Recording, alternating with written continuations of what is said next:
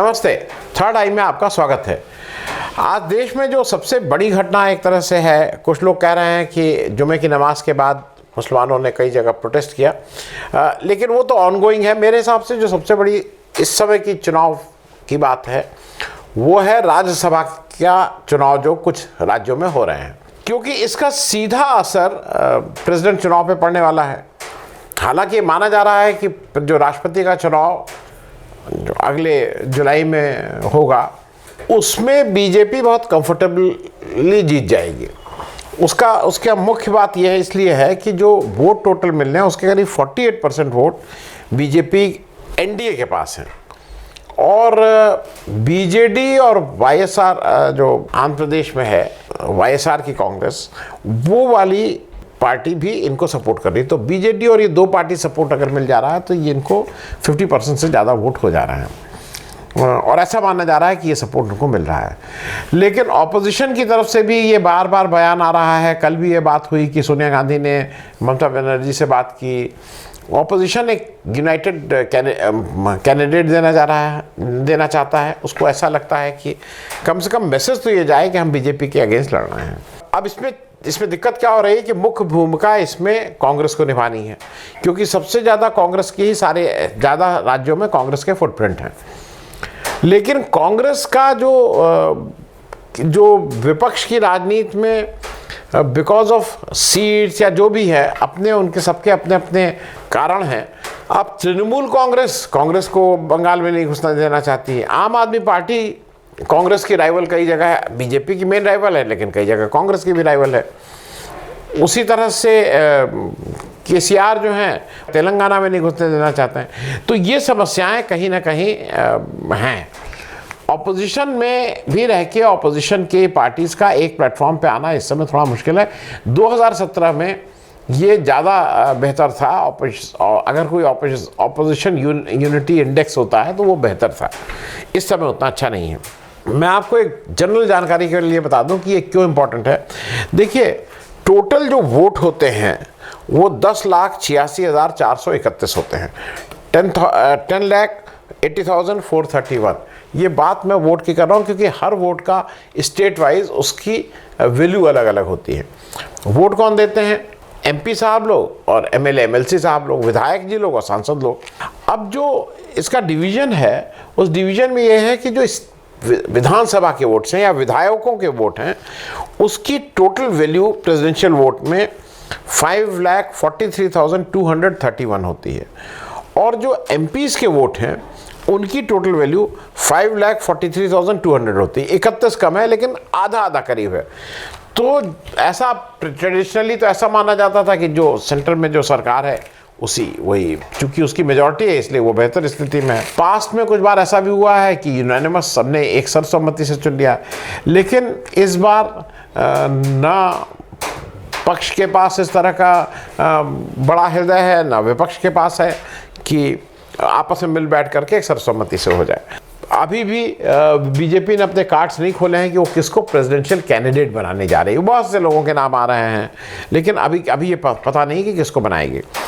अब विपक्ष को क्या है कि विपक्ष क्या वेट करेगी उस कैंडिडेट का, या कोई एक ऐसा आपस में नाम जिस पे सबकी सहमति हो जाए उसको खड़ा करेगी, क्योंकि it is more of a token resistance than anything very serious. अब ये तो बात मैंने प्रेसिडेंशियल इलेक्शन की कह दी, और उसी की वजह से ये राज्यसभा का इलेक्शन भी इम्पोर्टेंट हो गया है, क्योंकि राज्यसभा में सब कुछ हो जाने के बाद भी बीजेपी की जो ओवरऑल पोजीशन है उसमें एक सीट मेरे ख्याल में कम होगी। तो कोई बीजेपी मेजॉरिटी इसमें बढ़ नहीं रही है सीट। जैसा मैं पहले की वीडियो में कई बार आपको बता चुका हूं कि कुल सीटों का 1/3 हर एक दूसरे साल पे चुनाव होता है। दूसरे साल का मतलब इवन नंबर्स वाले होते हैं। 2010-20 में हुआ, 22 में, 24 में, 26 में, 28 में ऐसे होगा। 2022 में 70 सीटों पे चुनाव होना था। उन 70 सीटों में 13 सीट के चुनाव ऑलरेडी अप्रैल तक हो गए थे। 57 सीट बची, 57 सीट्स।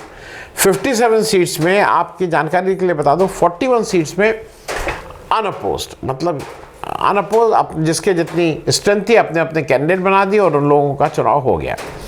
केवल 4 स्टेट ऐसी हैं जहां पे कुल 16 सीट हैं और 4 स्टेट हैं जहाँ पे चूँकि कैंडिडेट ज़्यादा हैं नंबर ऑफ वैकेंसीज से, इसलिए वहाँ चुनाव हो रहा है।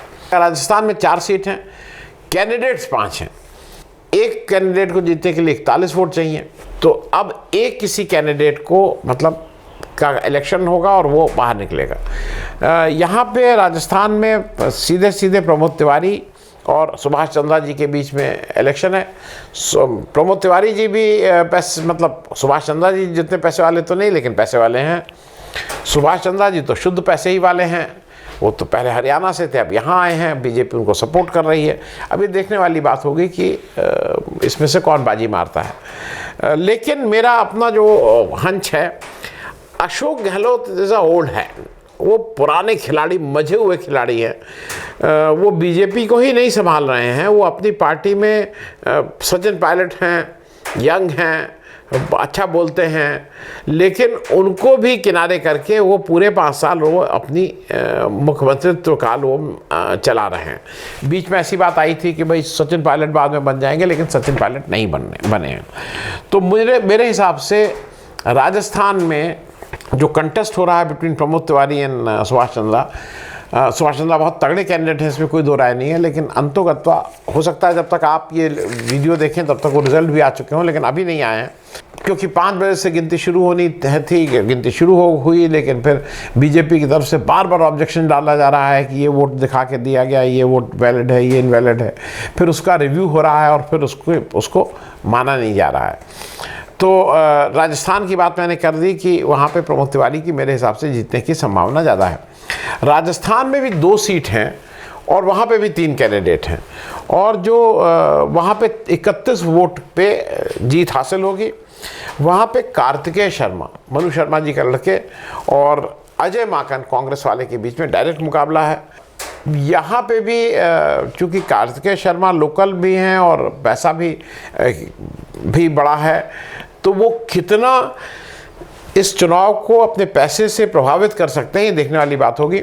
अजय माकन के लिए बहुत केक वॉक नहीं है, लेकिन अजय माकन के पीछे बिल्कुल ठीक से हुड्डा साहब, सीनियर हुड्डा साहब भूपेंद्र सिंह हुड्डा लग गए हैं। वो अपनी मान सम्मान का इसको बना लिए हैं, और अपनी साख बचाने के लिए भी वो किसी तरह से चाहते हैं कि अजय माकन ही यहाँ से जीत के जाएं। अब मैं कर्नाटक की बात कर लूँ। कर्नाटक में कुल 4 सीटें हैं और वहाँ पे 6 कैंडिडेट हैं, वहाँ कैंडिडेट ज़्यादा हैं। कर्नाटक की बात ये हुई थी कि वहाँ बीजेपी के 3 कैंडिडेट हैं, कांग्रेस के 2 हैं और जेडीएस का 1 है। पार्टी पोजीशन के हिसाब से वहाँ मैं आपको बता दूँ कि 45 वोट पे जीत हासिल होगी। बीजेपी के 2 कैंडिडेट आराम से जीत जाएंगे, और उनके जो प्लस वोट हैं वो 32, 122 कुल सीटें हैं, उसमें से 32 वोट वो एक्स्ट्रा हैं। तो मतलब अपने 2 एमपी जिताने के बाद उनके पास 32 वोट रह जाते हैं। तो इसीलिए वो एक नई सीट के लिए भी कंटेस्ट कर रहे हैं। उनके 3 कैंडिडेट हैं।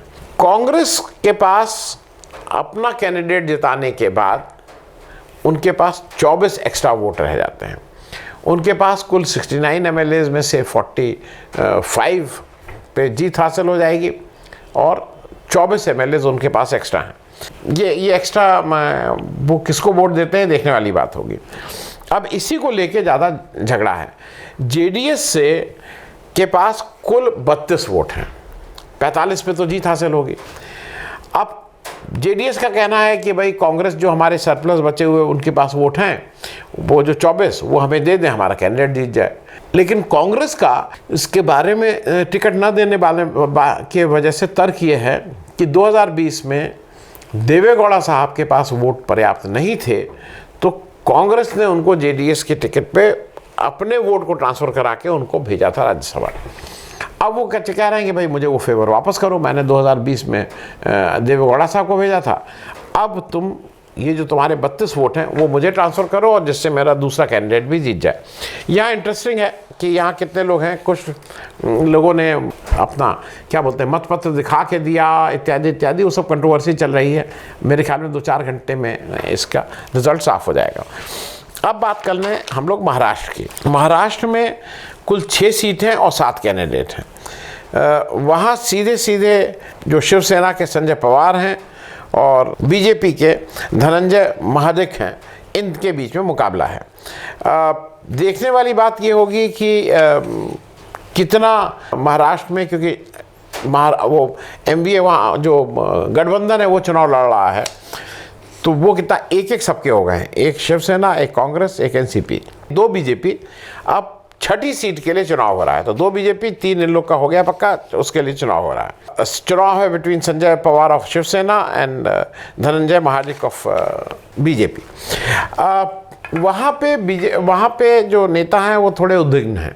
कारण यह है कि पिछले 24 वर्ष से महाराष्ट्र में कभी भी राज्यसभा का इलेक्शन नहीं हुआ। उतने ही लोग हुए, आपस में सोच विचार करके उन्होंने इलेक्शन तय कर दिया कि भाई तुम इस बार हो जाओ, तुम इस बार हो जाओ। लेकिन जो महाराष्ट्र का आघाड़ी है, मतलब जो गठबंधन है, वो 3 जून को जब लास्ट डेट थी विड्रॉल की, उससे पहले वो गया था देवेंद्र फडणवीस बीजेपी के नेता के पास, और वहाँ पे उन्होंने ये कहा था कि आप अपना राज्यसभा का कैंडिडेट जो है वो एक एक्स्ट्रा जो आप कर रहे हैं उसको हटा लीजिए, हमारा कैंडिडेट जीत जाए, हम आपको एक extra seat MLC Vidhan Parishad में आपको एक इसके बदले में एक एक्स्ट्रा सीट दे देंगे। अब जब वो ये प्रपोजल लेके देवेंद्र फडणवीस के पास गए, मतलब जो उनको लीड कर रहे थे वो छगन भुजबल जी का नेतृत्व में, वहाँ पे देवेंद्र फडणवीस जी ने इनको एक काउंटर ऑफर दे दिया कि आप अपना कैंडिडेट हटा लीजिए राज्यसभा का, हम आपको एक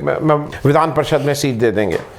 अब इन दोनों चीज़ों को लेकर के वहाँ खींचतान चल रही है, क्योंकि विधान परिषद के जब इसकी बात थी तो ना ये एनसीपी को एक्सेप्टेबल है, ना कांग्रेस को एक्सेप्टेबल है।